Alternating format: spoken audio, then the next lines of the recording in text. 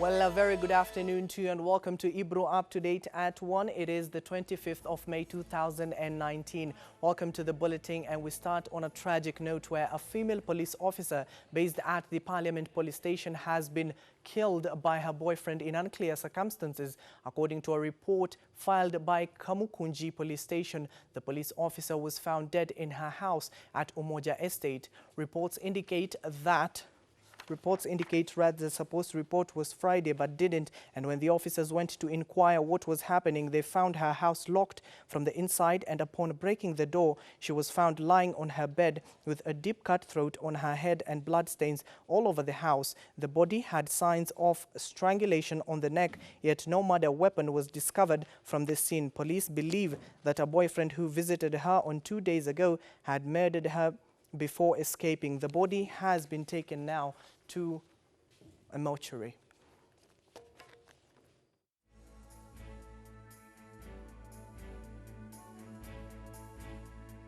Now let's go to a little bit of politics, where ODM leader Raila Amolo Odinga has for the first time waded into the murky issue of the fake gold scandal. Odinga, who now claims he is the whistleblower, also defended Interior Cabinet Secretary Dr. Fred Matiang'i against any involvement in the scam. Deputy President William Ruto and his allies last weekend accused the opposition leader of being complicit in the scandal and called upon Matiang'i to resign. He has said they are in a safe house. This young man has seen them. Your nephew saw them before they were moved. Okay. And it still is there. Pardon? It still is there under control of... Yes. When an audio clip of a voice believed to be that of Bungoma Senator Moses Wetangula and Dubai-based buyer identified as Alizande, the names of President Uhuru Kenyatta, ODM leader Raila Odinga, and Interior Cabinet Secretary Dr. Fred Matiang'i were adversely mentioned as the facilitators of the illicit trade. Of those who are saying that Odinga has, however, turned the discussion upside down and now claims to be the whistleblower. Mimi ndo nilipiga filimbi ya watu mali yao imeibiwa, wanasema mali yao imeibiwa, ifanye uchunguzi. Mimi nimekuwa na Waarabu wakisema, wakipigiwa simu na hao wakora kutoka hapa, wanapiga simu wanasema, hello, mimi ni fulani naongea kutoka Kenya, mimi najua dhahabu yenu ndio hii, ametuma picha, na tuko hapa na waziri wa usalama Bwana Matiang'i. Alafu mimi nikamwambia Mwarabu, mwambie aweke Matiang'i kwa simu, ongea na Matiang'i. Basi Matiang'i iko hapa, basi shika simu, sema ndio mimi ni Matiang'i, na hiyo dhahabu yako tumeweka, ukikubali tutaweza kusafirishia wewe mpaka kiwanja ndege ya Wajir, uende ukachukua. Kaambia wewe Mwarabu, unadanganywa, hiyo sio sauti ya Matiang'i. As usual, the gold scandal was a perfect fodder for political mudslinging, and the Tanga-Tanga axis, led by Deputy President William Ruto, capitalizing on the contents of the audio, took the battle to the doorstep of Matiang'i and Odinga, accusing them of complicity, which the former Prime Minister has dismissed vehemently, terming it as theatrics to distract Matiang'i. Hawa watu ambao ni matapeli wa kisiasa sasa wamekuwa matapeli wa biashara, mpaka wametafuta sijui dhahabu gushi, fake gold. Waliingia kwa mandege hapa, wakaenda Dubai, wakafanya ile walifanya, wawachane na rais, wajibu maswali yao peke yao. Matiang'i hana cha kutuambia. He must step aside. Kuna ambaye anafukuzwa sana, anafukuzwa, watu wasema mwizi ndio huyo, anakimbia, akipiga kona ile anaona mwoga mmoja anaanza kukimbia, huyo ndio inafanyika hapa. Lakini Bwana Matiang'i amefanya kazi mzuri. Despite the audio clip mentioning Odinga, Matiang'i and President Kenyatta, the leaders' jabs are only directed at the opposition chief and the security chief, but cleverly exonerating the head of state, even as investigations are upbeat. Wasituletee na wasimuingize rais wa Kenya. Rais wa Kenya tunamjua, tunamuelewa, ni mtu ambaye anajua vile Kenya inapaswa kwenda mbele. Wasiingize jina ya Uhuru Muigai Kenyatta kwa hiyo maneno. Wasipake rais wetu uchafu hata kidogo kuhusiana na hiyo sakata ya gold. Kwa sababu sisi tunajua rais wetu ni mtu straight na hawezi jigiza kwa maneno kama hiyo. 2 days ago, however, the United Arab Emirates dismissed claims the country's ruler was swindled of 400 million shillings in the fake gold deal. 24th May. 16 suspects arrested over the scandal are expected in court on Monday for bail hearing following their arraignment early this week. Alan Ochanda for Ebru TV. Now away from politics, residents of Turkana have urged the county government not to seek an appeal on the gazettement of their community land that has viable commercial oil. This has been a sore subject in the county. Residents who are angered by lack of public participations in regards to the oil extraction in the region. Governor Josphat Nanok, while appearing before the Public Accounts and Investment Committee, revealed that the residents are ready to defend their land. The residents want the London-based Tullow Oil to give back their land after the 23 to 25 years of oil extraction. The company said that oil production ranged between 60,000 and 80,000 barrels per day, and there is a possibility of rising to 100,000 barrels a day with the development of more wells. The company is also aiming at boosting commercial production by 2022. The problem is they have asked the complainer to reach out to those who made the Gazette notice possible. So we are discussing it. We may go for appeal because we think that responsibility is bigger. The problem is that this could even cause more delays because the communities on ground, they are even telling us don't go to court. They are saying let them come. They will find them there and they take the land they want to take. Because there are substantive issues, because as you know, the laws Parliament has made, particularly the County Government Act and the Constitution themselves is so explicit. On issues touching on community land, there must be full public participation and acceptance by the people, because the county government plays a role on behalf of the people. And I think that's the matter, and I hope also the Senate will support us on this. I know there has been a similar issue on community land, which was raised by communities in Isiolo and Meru, and they are not very different from what Turkana is facing. And I think our hope is that this matter is settled, because what communities are saying and ourselves, oil extraction is the only thing that the national government wants to compulsorily acquire the land. Oil has a timeline, and for the one in Turkana is 23 to 25 years. And in other news, the withdrawal of guns by the national government from the National Police Reservists has not only been criticized but also created fear among pastoralist communities in northeastern Kenya. There are fears that the bandits may regroup and engage activities that disrupt peace, and now Peace Ambassador Tegla Rop has added her voice to the move by the government's withdrawal of those guns. Ambassador Lorupe commended the move to withdraw guns from the National Police Reservists, but said the government could have involved major stakeholders, especially those who have for years fought for the stability among warring communities in the country. We disarmed the mind of people from 2003 as a foundation, and we were able to have the goodwill from the people, like those reformed warriors like Loriano, Apauko, and other from Elkwai Maasai. Lorupe adds that for the last 18 years, they have assisted in the disarming of warriors and communities to slowly leave the vice of banditry among pastoral communities and voluntary surrendering of illicit guns.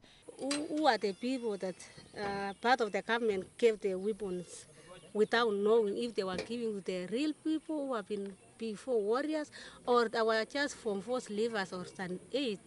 And this now, it will turn as the land to be the land of bandits. Lorupe has challenged the government to provide security to the communities, saying there is a risk of vacuum created that might enable banditry to re-emerge in regions the police reservists had assisted in eradicating.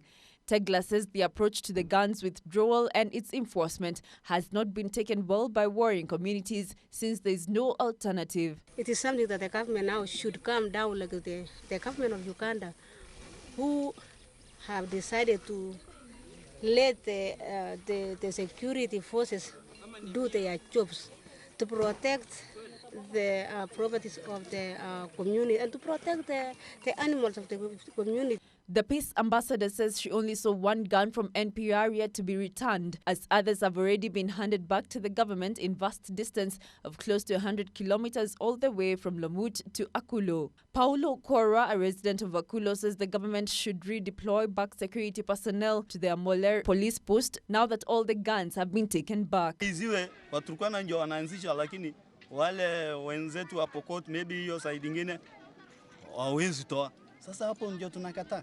Kama ni Kenya mzima bunduki haramu itolewe. Another resident, Alice Tuliangura, says as women from the border point, their lives are endangered by the disarming of police reservists, and their only remedy could have been the Amoler police post, which is now deserted. The Kerio Valley belt, which is affected by the banditry attacks and cattle rustling, has greatly depended on the NPRs for security and protection of the property for years. Now to some business news. Public Service Cabinet Secretary Professor Margaret Kobia has urged organizations to offer targeted support and incentive for women participation and leadership in use and production of energy. According to the CS, there exists a gender gap in the sector which has culturally been considered masculine and traditionally been the domain of men. Professor Margaret Kobia added that institutions need to adapt innovative ways to push for the advancement and participation of women for sustainable development. We are moving in an environment that is allowing women to be empowered more than where we have come from. The CS noted that women are underrepresented in the fields of science, technology, engineering, mathematics, and design. And I'm also going to look forward to a report of this conference proceedings, because I'm sure you'll be able to say, out of the 10 items we are thinking we can work on these 5 and they can make a real difference. She, however, pointed out that there were innovative ways of empowering women, especially in the area of sustainable infrastructure. We will be more than willing as a ministry responsible for gender, which is women and gender equality and women empowerment, to work around with you to go to the next level. It is noted that the growth of Kenyan entrepreneurial ecosystem has been on rise of female-owned businesses and establishment, thus a clear indication that women are increasingly getting exposed to self-reliant business opportunity in the wake of 21st century. We have Edda Gashukia. Njeri Njogu for Abra TV. Now let's head over to Machakos County, where the construction of the second carriage of Mombasa Road has halted at Athi River as a standoff between the contractor and a business premises owners demanding compensation emerges. The second carriage under construction from Machakos turnoff to Athi River has hit a snag despite completion in other sections. The landlords, whose premises are parallel to Mombasa Road, have vowed not to move until they are compensated. We have numerous problems regards to compensation from Kenya. The road was opened in 2015 by Section as the President. In due time, the National Land Commission did diligent acquisition of land. In the due effect, they were given the project affected people were given awards. Up to now, the Kenya has not paid the project affected person. Mimi kilio yangu ni moja ya wale watu ambao na represent. Tumekuwa tukihangaishwa na Kenya na KRC. Tukitaka kulipwa malipo yetu ya hizi ile awards tulipatiwa za barabara, Kenya wanatuambia tunafaa kulipwa na KRC.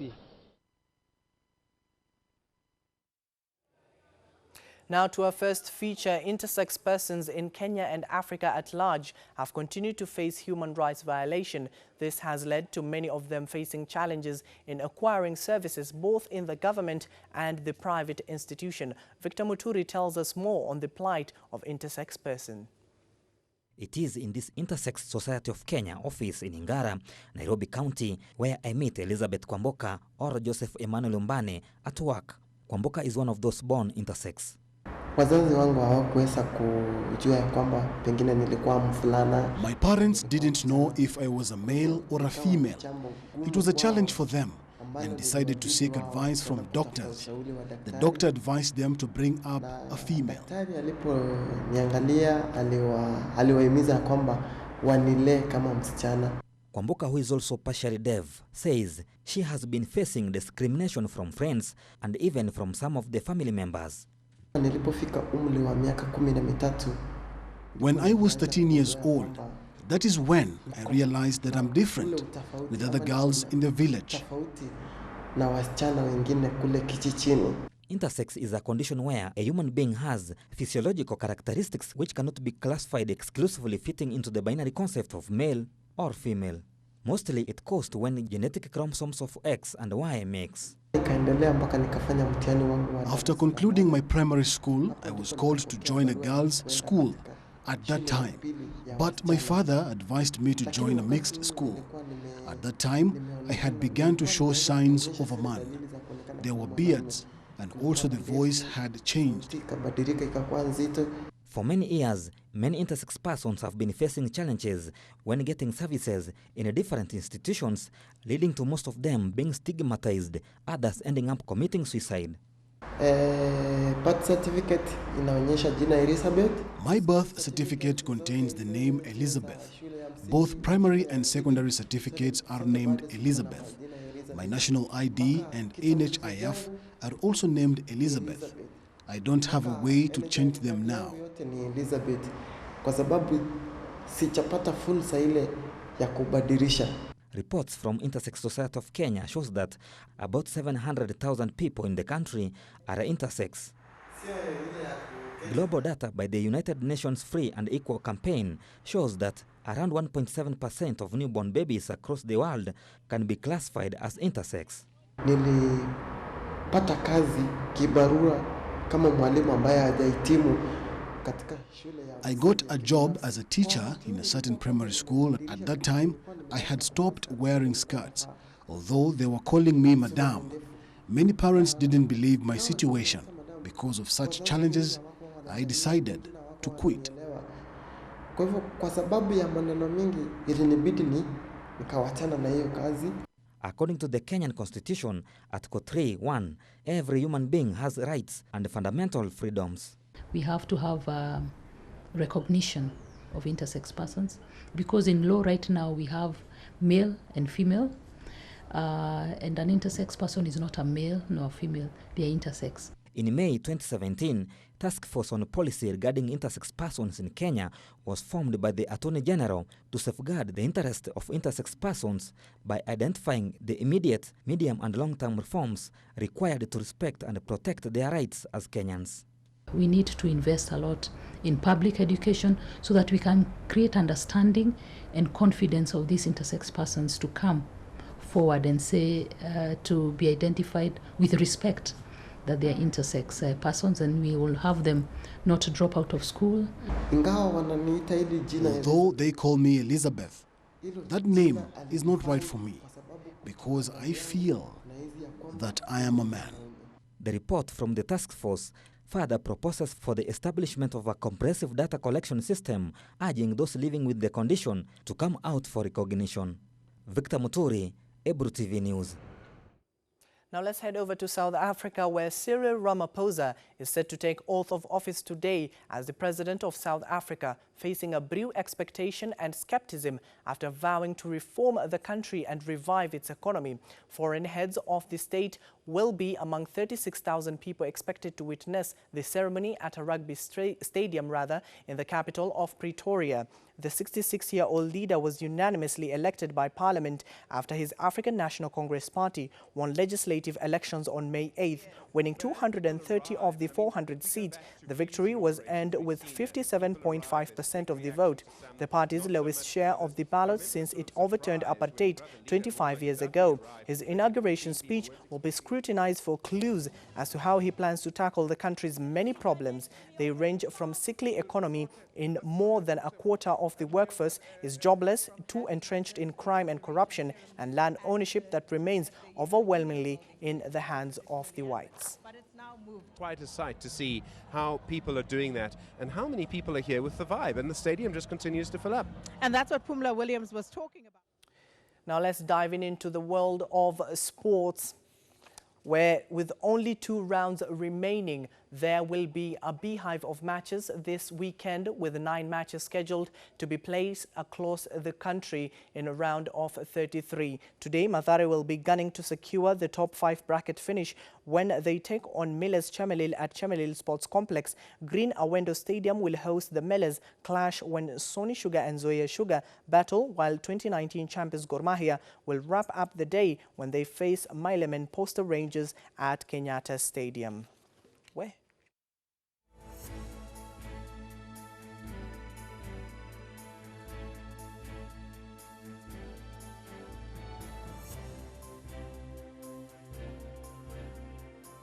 Now to some rugby action. Shujaa have launched their London 7 quest against defending champions Fiji, a game which is underway as we speak. Kenya, who are chasing the first CAP quarter-final appearance this season, will then meet Samoa for the first time, this time at 3:20 p.m. before wrapping up the Pool B opening day action, seemingly tough looking against France at 6:26 p.m. Kenya, placed on 13th as the world standing with 26 points, need to just match the performance of the 14th placed Wales and Japan, who are on the relegation zone in 15th position. The team finishing 15th will be relegated, and Ireland, who won the qualifying tournament in Hong Kong, will take their place.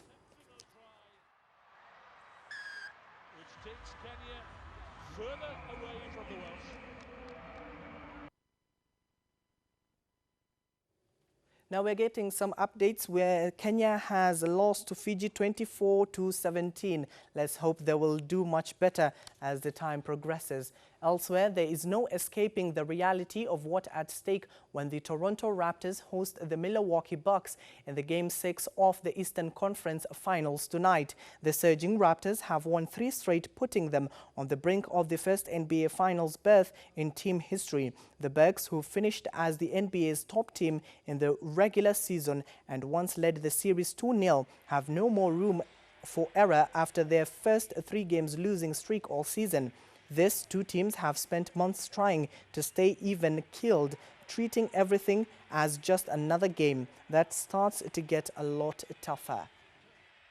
To the front court.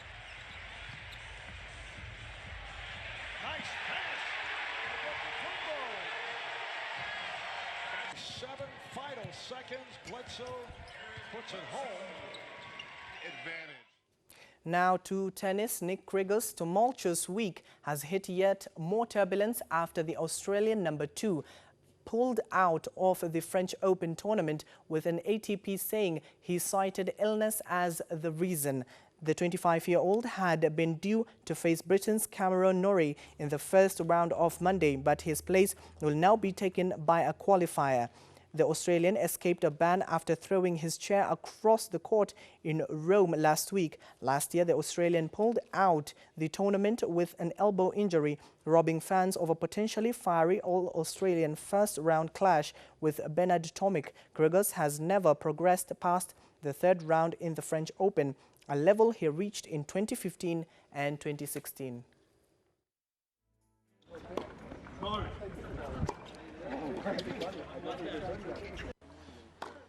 Well, that is all we had for you at this hour, but do join us in our subsequent bulletins at 7 with Milia Kisenya and at 9 with Kenneth Kazungu. Good afternoon.